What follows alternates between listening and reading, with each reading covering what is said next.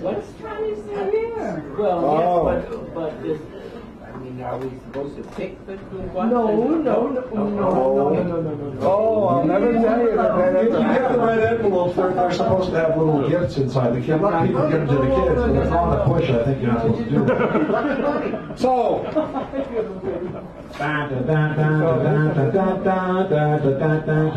okay, now we're back. I really like it. Actually, this is my front, not my back.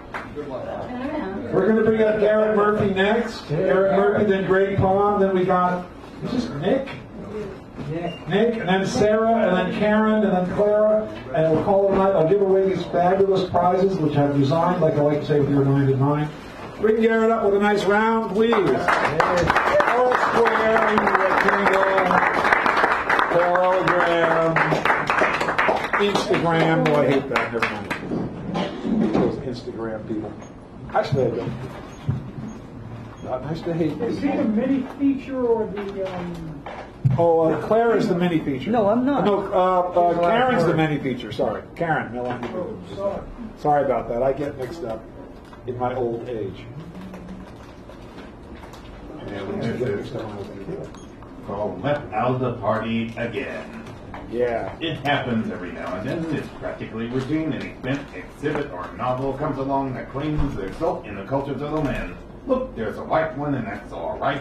We see the yellow section is really very mellow, and the brown portions become quite popular. They're bound and fed to really stick around. We even see the red, and occasionally some middies. That's truly quite a feast. But oops, they did it again. No sign of the black. Not even an option to go way, way back. Some say if you're red, you're dead, and on, but that is because usually the worst is reserved for the black. But oh, here it is. The red one gets to go ahead. Now, just because the black one was stripped of its ties to mother tongue, the same thing they'd like to do to the rest of you. Everyone seems to act as if that was a black one's fault. Of course, at times we do tend to act like ingrates on a snick when someone dares to say how we were an influence. No wonder that we're sometimes not invited to the parties. Still, one must sigh some of the time about how we all sometimes act as the very best friends of the pt3, whose party none of us would otherwise attend. Hear, hear. No racist placed Black History Month in February. You've probably heard of this modern-day myth. They went and put Black History Month in February, the shortest month of the year. Yes, you heard it right. A myth, that's all it is. There's a lot of things can be placed on a racist and with all kinds of credibility to boot. But this isn't one of them. Well, you see, the person responsible for the month of Black History celebrate was a black man, Dr. Carter G. Woodson. Woodson was a historian who was seeking a means to ensure that the history of black folk would not be lost. Established a week of celebration called Negro History Week.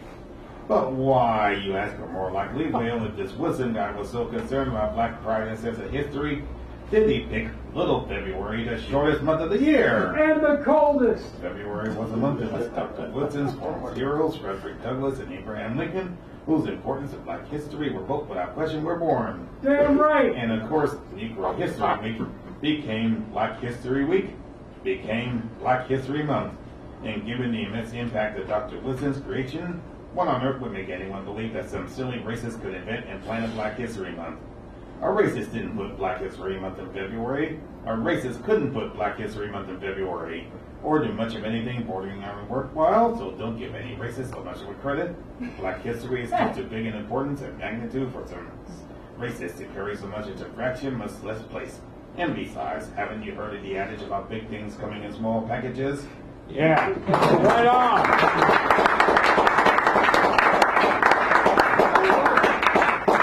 Mario Woods passed his day. SFPOA strikes out in portrayal of itself.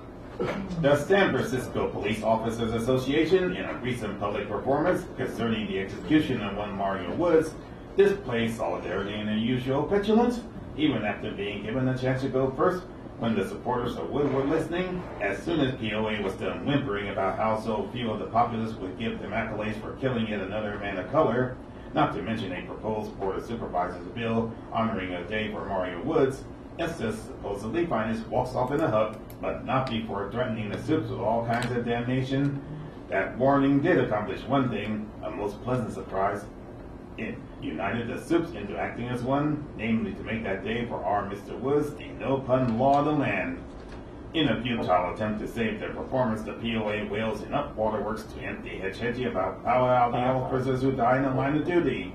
Someone neglected to tell the POA leadership that many officers do have various days, overpasses, intersections, and others named for them for dying in the line of duty. Now it's long overdue for someone to be honored who happened to die in the line of missed duty. And this just in, infantries and babies, including the crybabies, are considering joining forces to sue the SFPOA for the defaming impersonation of their characters. Yeah. Eric Murphy. I like it when we have people coming up here and all right. And now, Mr. Greg Pond. Come on up here, Greg. And we got Nick, Sarah, and Karen before Clara. And then the prizes, like I like to say, designed with your mind in mind.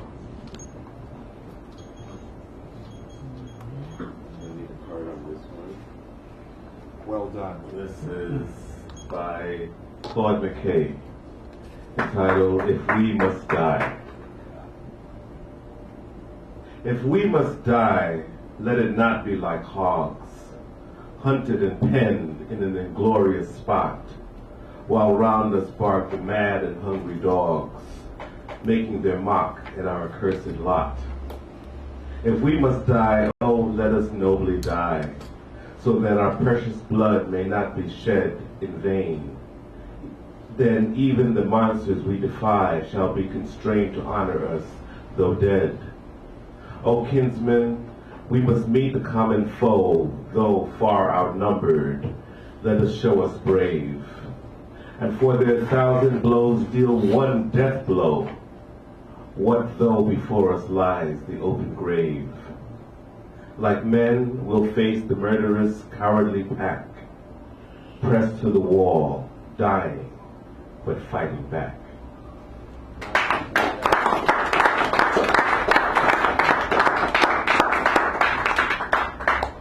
Invisible line. Go down, Moses, way down to freedom's land. Tell old Massa, let my people go. With freedom leading, a train moves across the night, past day undercover and evening survey, until the Creator's first rays defy the absence of light, briefly exposing an invisible line, heading up north, a railroad weaving through patchwork directions, with wits and spirit guiding them somewhere along a path, wound in section plats, following a corn road map, discreetly braided in a little sister's hair.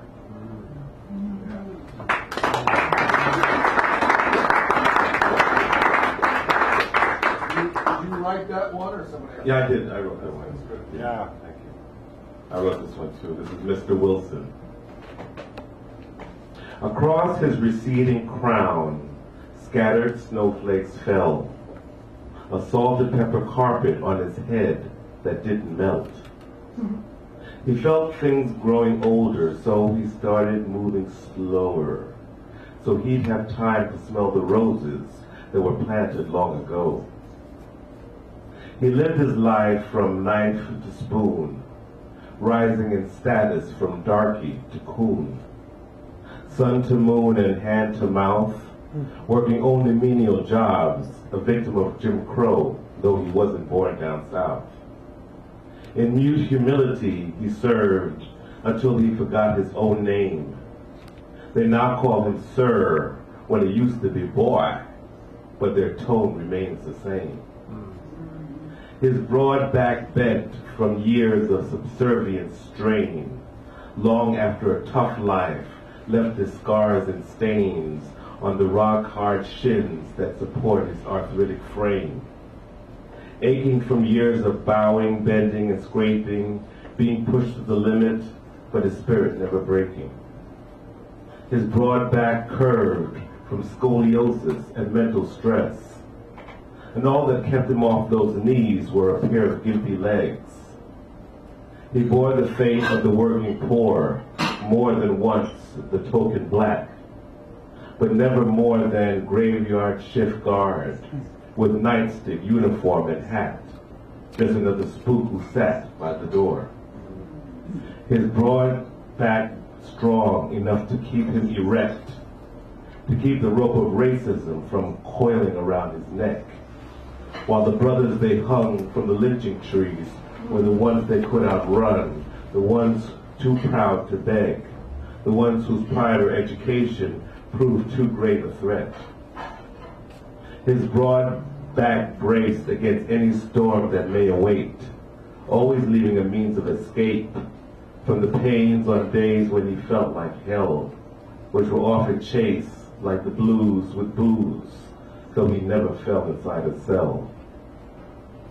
These days, Mr. Wilson's content and does fairly well on disability and SS checks, snug in the cozy nest of 3 nicely furnished rooms, holding on to the 2 things he was determined never to lose: his dignity and his self-respect. Thank you. Great on! Great on! All right. That man with another feature. Yeah. We have to talk about that. Don't I have you coming up as a feature? Right? I'm sorry? Aren't you coming up as a feature somewhere? No. Oh, I'm sorry. Yeah, Friday at the Beat Museum. No, here I mean. Oh, he's not known. Okay, so we got to do that. All right, Nick, where are you, Nick? And then we got Sarah, who's getting ready, Karen, then Clara, and then Bob Jones. No, he's not coming here. Never mind. Give him a nice round. And get close to the mic, because some people are yeah, just so you know. Thank you. I read these before a couple weeks ago, but they got more solid, and so I just want to read them again. I appreciate you all for listening. My mother's spine curves over in the kitchen, reaching for the floor more every time I come. The LIRR brings me in through gray cinder, blocked off asphalt city, drawn out cold and named after warmer states. Jamaica, Babylon. Parked passengers file on board, shrugging whatever is into beige plastic molded seats. I'm home again. Whatever. Incredible. Ticket punching conductor sings, "We could be heroes forever and ever." And I remember my sister painting her face to be Aladdin saying, I was forbidden to disparage his androgynous soul. We were so young, and David Bowie was immortal. Now, panicking eyelids flutter helplessly in the screen's light. Mysterious, confusing right-click drop-down menu suggests my mother give it all up and let go. A fearful looking at her hands. It's all right, Ma. Everyone hates computers. I choke on the room's quiet air. Whoa. But I remember my mother drinking scotch, putting her glasses over a veil of her own golden hair, wrestling us blind, flinging our small bodies onto the couch, laughing her disguise falling away, our joyful knocking limbs frantic on her shoulders. David Bowie's gone on now. My own passing may well be the next stop, and different travelers wouldn't notice. I'd simply step off when the doors slide open. A wishful excursion away from this unbearable witness. My mother's still contemplation. I am not brave enough to hold this fragile cup. Shamefully, I'll look away when the time comes. Nice.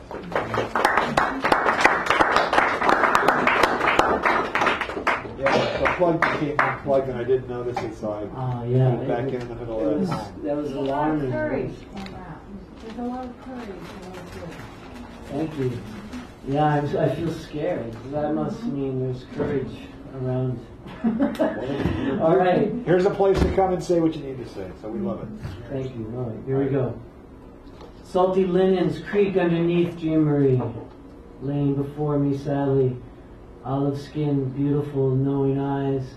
She knows me, but not how come. Everything here is stiff or sandy. We're lucky to get out of the city for a while. All this misty ocean air costs extra, though it's too thick for the sun. Acne-backed, scrawn-boned, and bare, I'm too pale to see this through. She sees me now, I can't hide further. Fear holds me up in posture, duty-free. Wonders why I don't struggle, or if there was ever an even fight. How can anyone live on such meager rations? A nearly empty water glass knocked on its side rolls back and forth across our wobbly bedside table, tracing itself with the wettest gentle beads. Alone, she takes this emptied out sorrow upon herself and leaves me to serve out my sentence.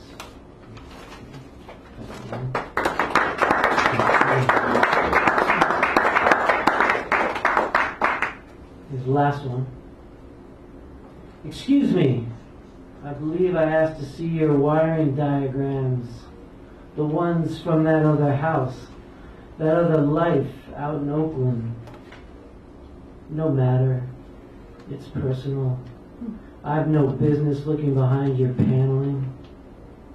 There are present renovations underway. I must scrub my nails before bed.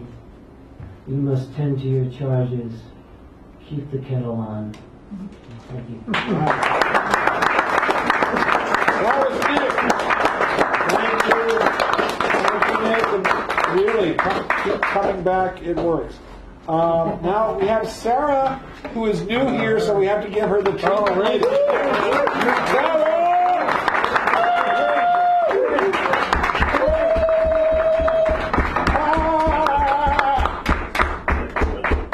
Oh, thank you for the pounding back there. That was very nice.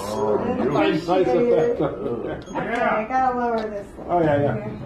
Allow me to assist you. Is that good? Right there. Hi, my name's Sarah.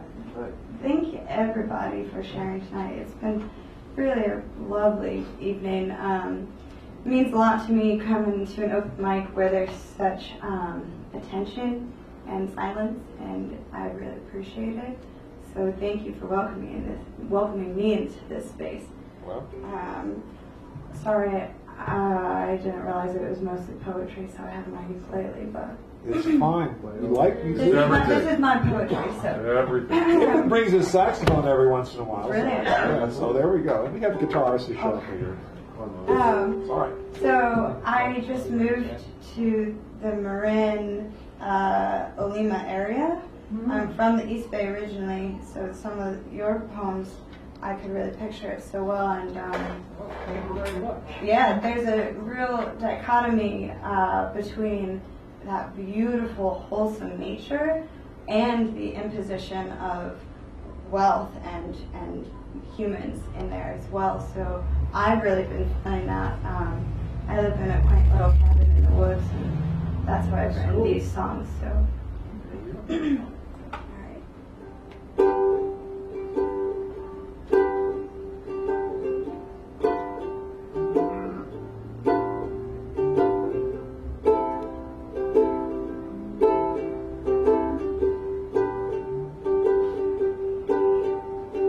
Say those words again.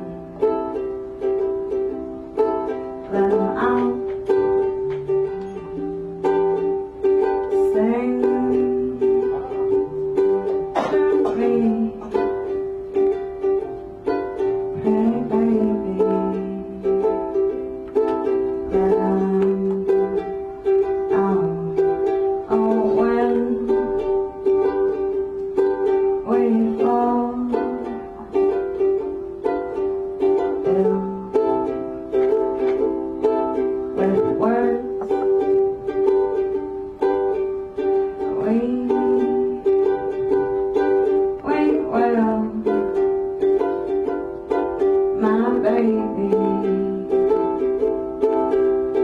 Oh,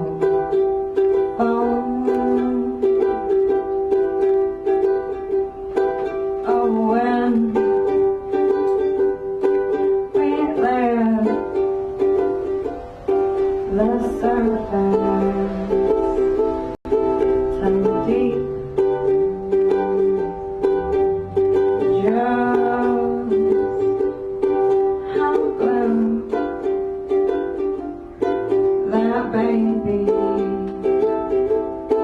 doesn't reach. Oh, sing, come on, sing, my dear baby.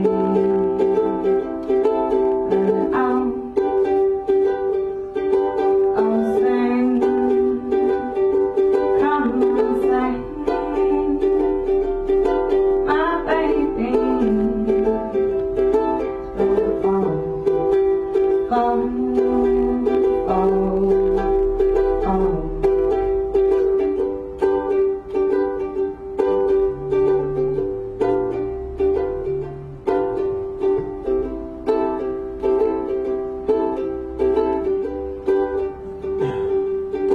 Oh, when we get the word and choke, we always know we have fallen, fallen in you. Baby, it ain't you, it's just words inside. It ain't you, baby, it ain't you, it's just words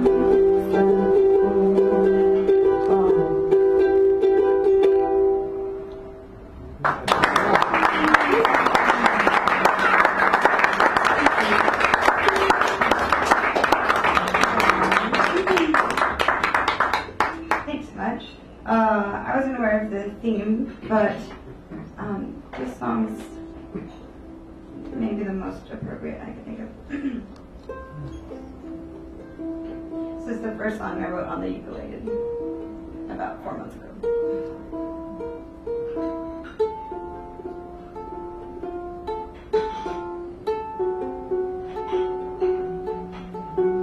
going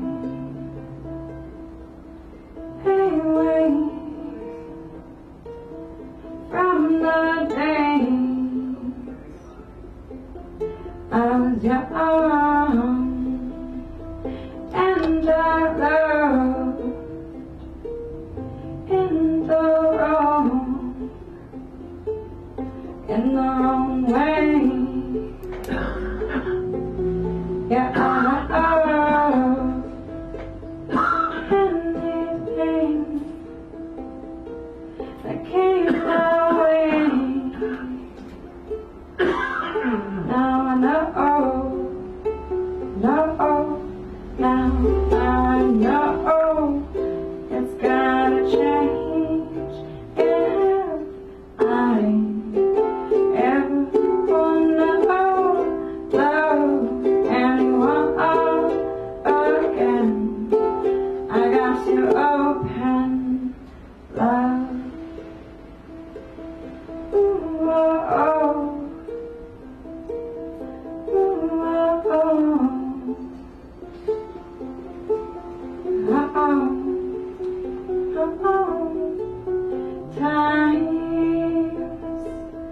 Times are tough. You know the world is starved of the love that lifts one up, lifts one up. We're held down, we're held down. Where's the ground?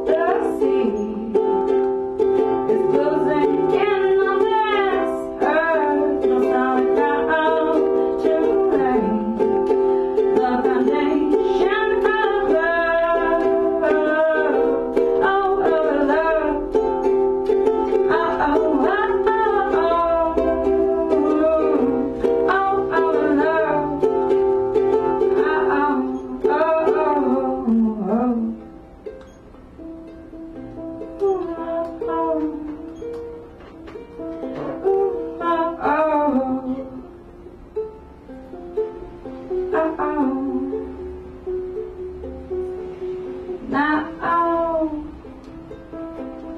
I know the time has come to go with the love that feeds one's soul. Yeah, feeds the love with the truth, no more lies. We reside in love. Hold up our heart when we get what we are given. Oh, from love, oh, from love. Oh, oh, oh, oh, oh, from love.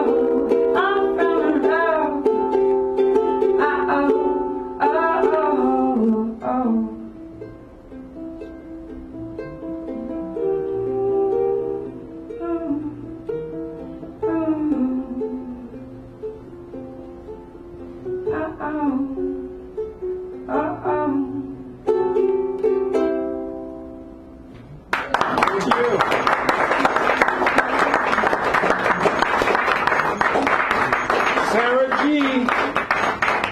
All right. Well done. Please come back. And if you didn't want to do it, you can do your phone, but either is fine. All right.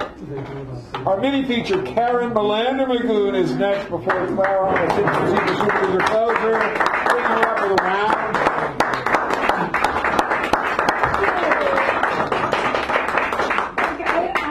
Is it okay if I announce March 21st, the first day of spring, and also the first day of the Persian New Year?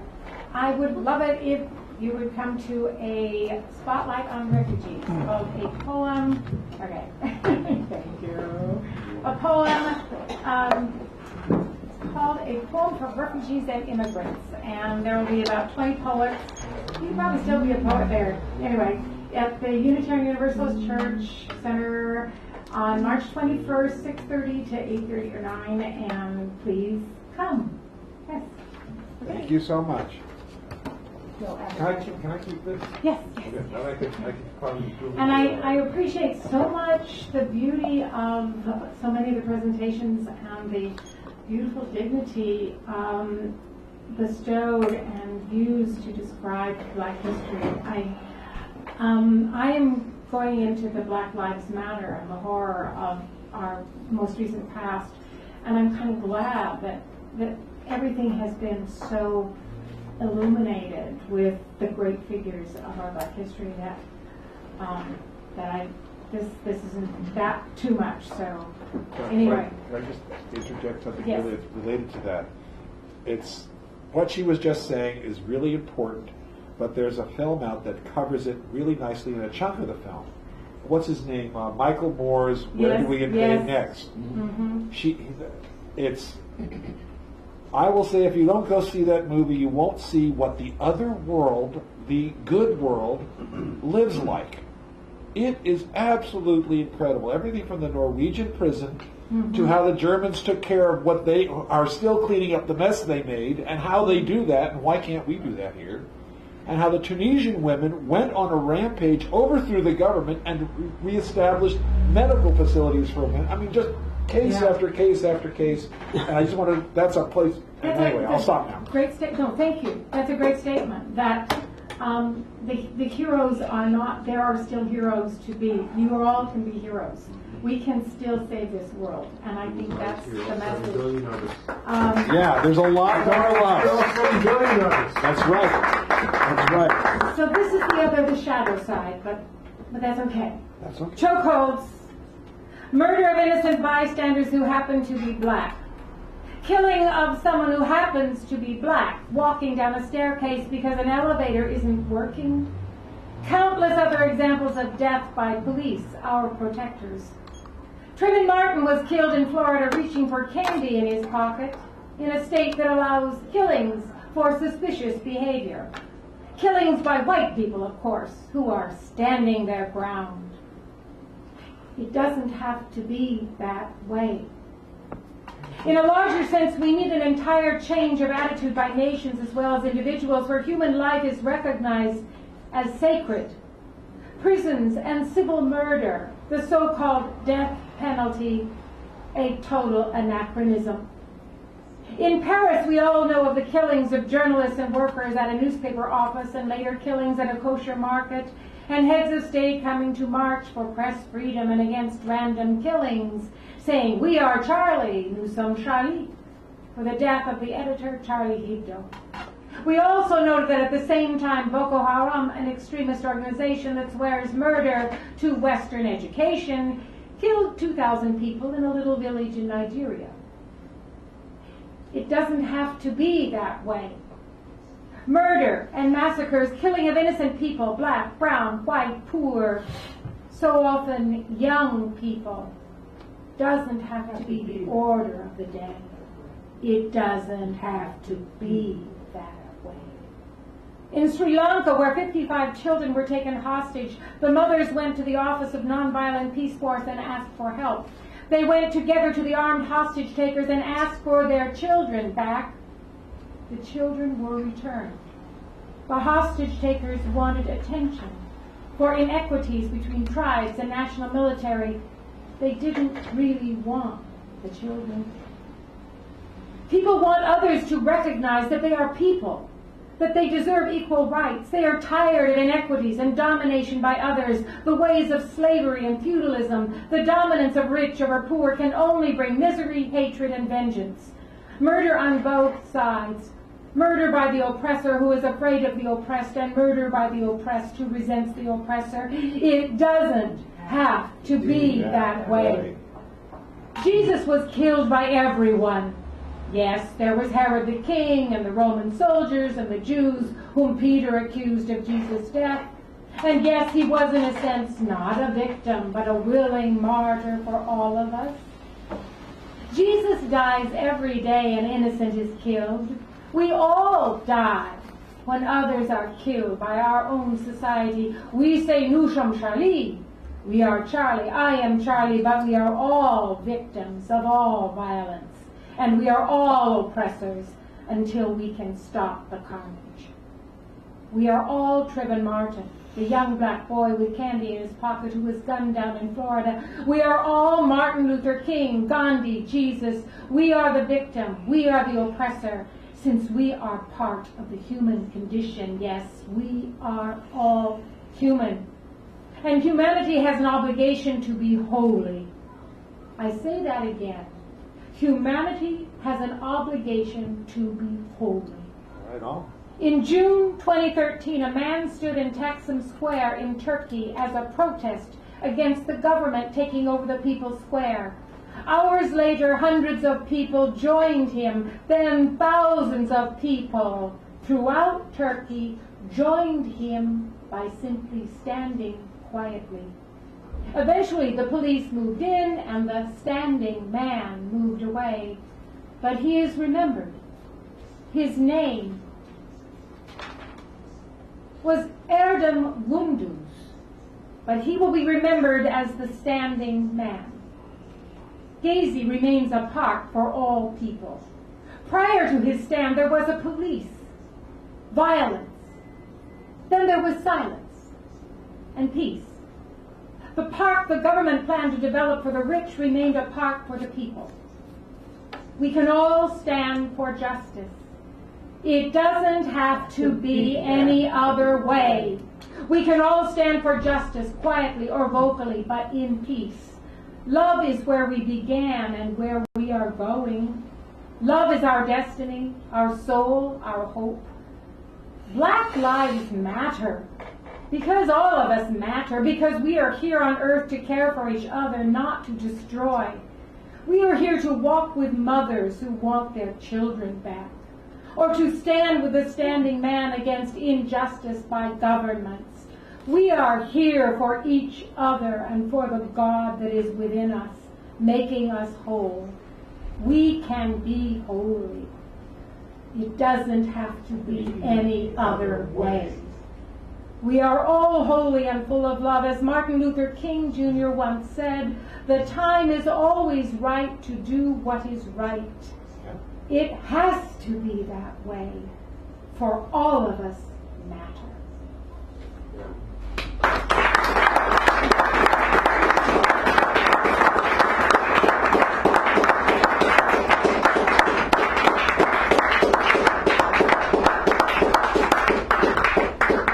There is a shadow on the horizon.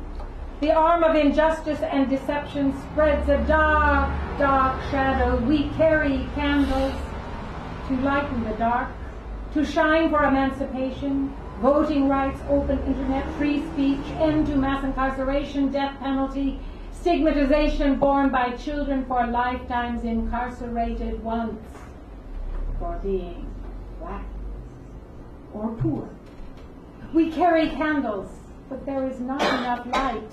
Jim Crow still lurks in the darkness. Jim Crow still sabotages minorities, sabotages free speech, voting rights, with gerrymandering, profiling, murder, corporate-backed surveillance, while Islam State murders children for being educated.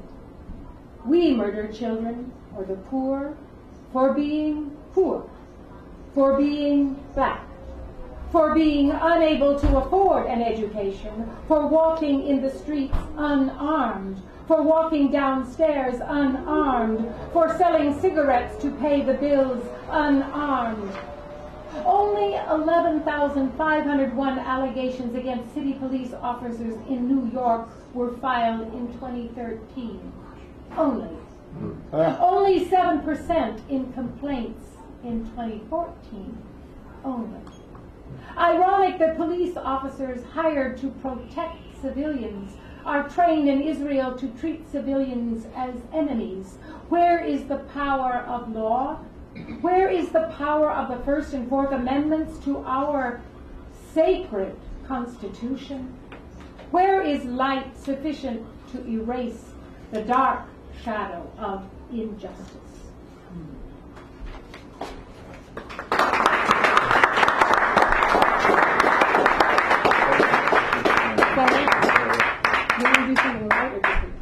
Short and light. Okay, something short and light. We have Clarence here. The last word. This is, yeah, I never know how long any feature is. Okay. Wait a minute, I have something short. And pretty, and not horrible. Okay. Okay. Something not, well, okay. Years ago, a rainbow stretched itself, arching not 50 yards away from me, across a city intersection, over Safeway, ending, it seemed, just beyond a sushi restaurant on the other side of Bay Street. A full rainbow. The glorious prism resting for a moment as I admired its magnificent arch while people walked by. I said, "Look, a rainbow!" But they had no time to view its fleeting splendor and walked on and into Trader Joe's, and the door closed behind them and me and the rainbow.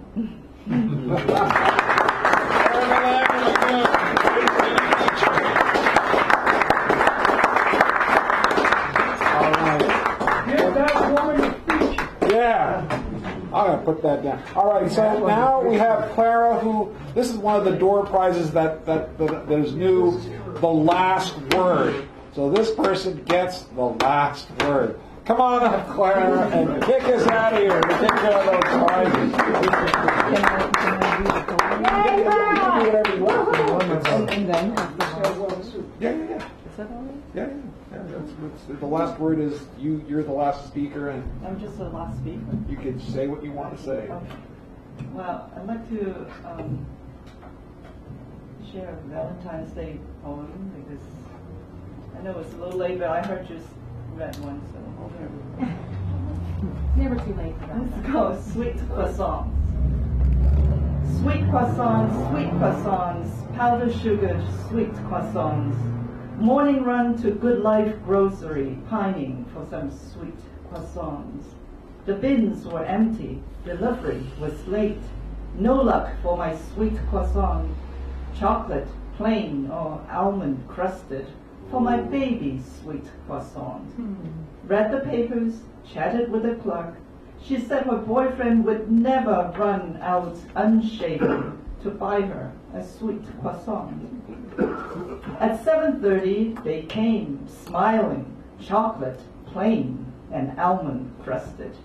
Took them home and told my baby how I waited for the sweet croissant.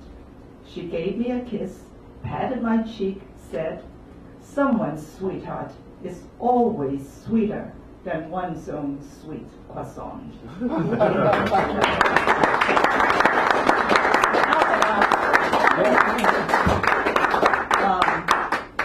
It's for Black Poetry Month.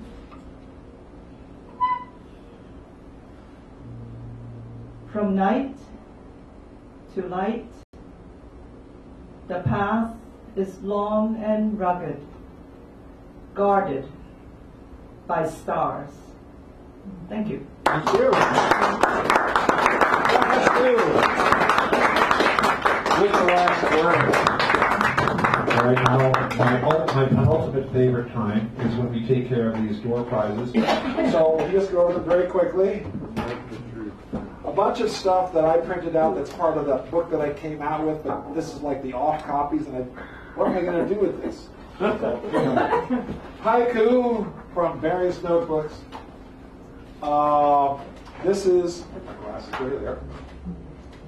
A Ladle-Shaped Woman by Alice Rogoff. Great pieces in there. If you like funerary poems, this is Tinker Green's.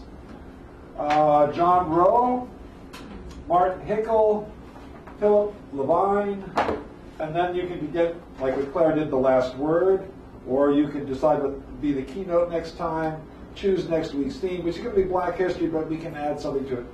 And then the mini feature, and I'll have someone take these cards, because when you signed in, you put your name next to a number, and I'm having the card shark over here flip them around. He's not a card shark, he's a card minnow. Look how he does it. He's been around. He has been around. It's like, you know. Dealer. Dealer. There was this guy, though, that's a friend of mine, and he can do any card trick you have ever seen anybody do. I mean, he does this card, he does a card trick where he says, pick a card, any card, and you pick a card, right? Then you shuffle it back in the deck, and you watch him shuffle the cards. Then he says, find the card. You take the deck, and you look for it, and it's not there. It's taped to his buttocks. He has to pull down his pants and take the card. I don't know how he does that. And it's like, he can't do it, he does it in Las Vegas. But so, a drum roll, please. Real man. And it's a romantic trick, yeah. Okay, here we go. And our first winner, Mr. Greg Pond. Oh my God, he says. Oh my God! That's another book. It's another book. Oh, and you don't have to take it with you. You can take.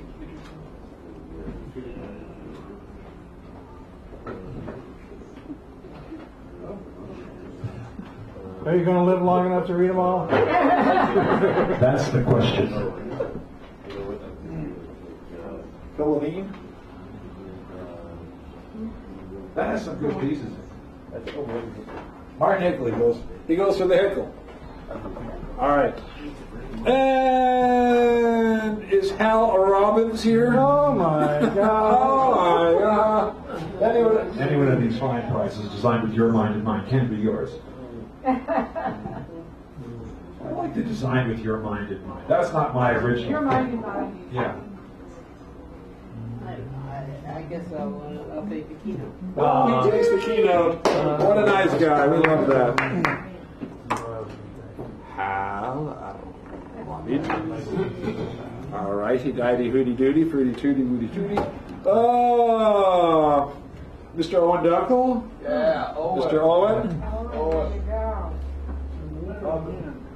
A whiner, man. Come on. And the odds are high. There's about 15 people there. There's about like 12 prizes. So it's like, you know.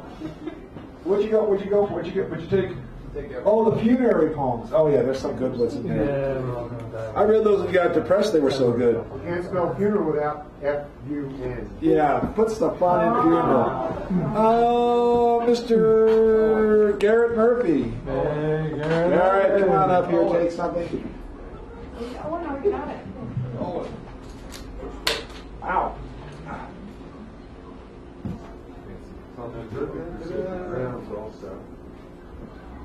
You know Alex.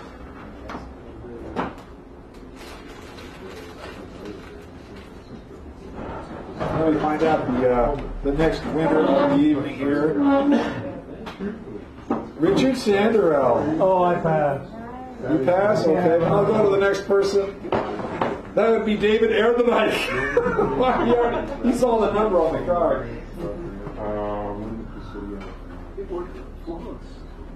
Well, isn't that great? It's the most beautiful I've ever seen. Ah, he does.